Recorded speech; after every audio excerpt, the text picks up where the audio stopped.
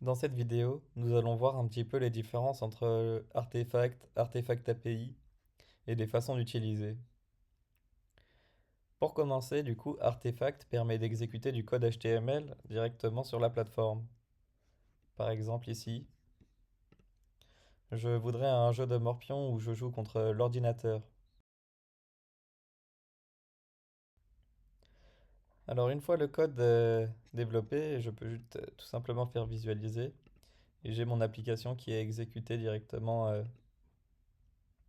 dans Artefact.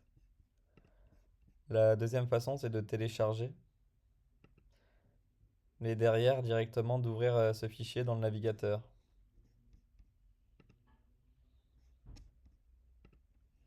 Donc ici, je vais sur une nouvelle page, je récupère mon code HTML, tout simplement je le lance.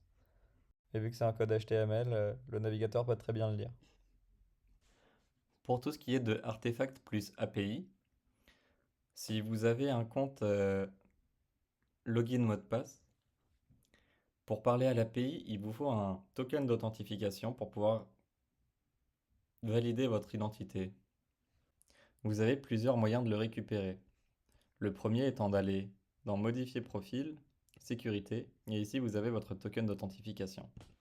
Vous pouvez le copier. Vous pouvez aussi très bien utiliser l'API login qui utilise le login et le mot de passe.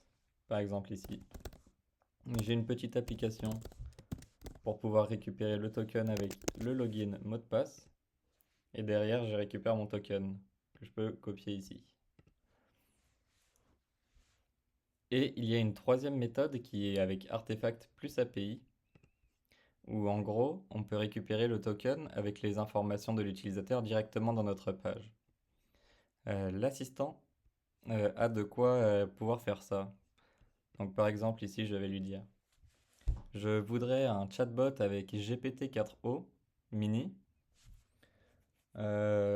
qui récupère le token directement dans la page.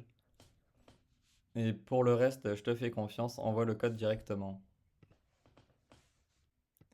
Derrière, je visualise mon application, j'envoie mon message et j'ai bien une réponse de l'assistant.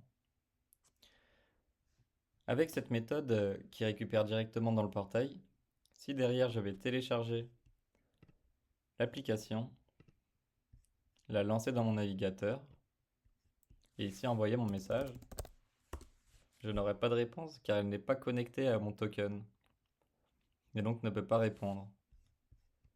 Mais je peux très bien l'utiliser toujours dans Artefact en venant l'importer. Et je crois que c'est celui-là. Non, ce n'est pas celui-là. C'est celui-là. Et ici, il marchera toujours.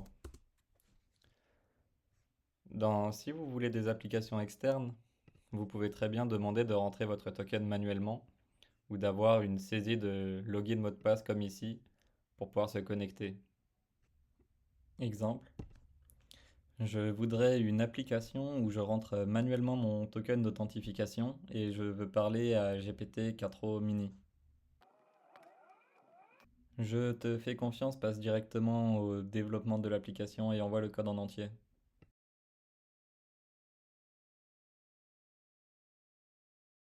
Donc ici, je visualise mon application et je vais aller chercher mon token d'authentification.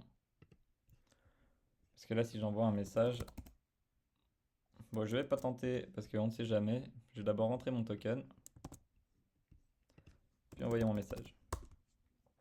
J'ai bien la réponse.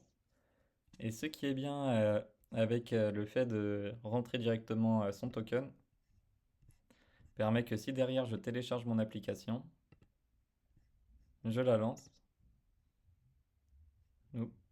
nouvelle page, je rentre mon token et ici directement j'envoie mon message et sans passer par le portail, je peux quand même utiliser mon application.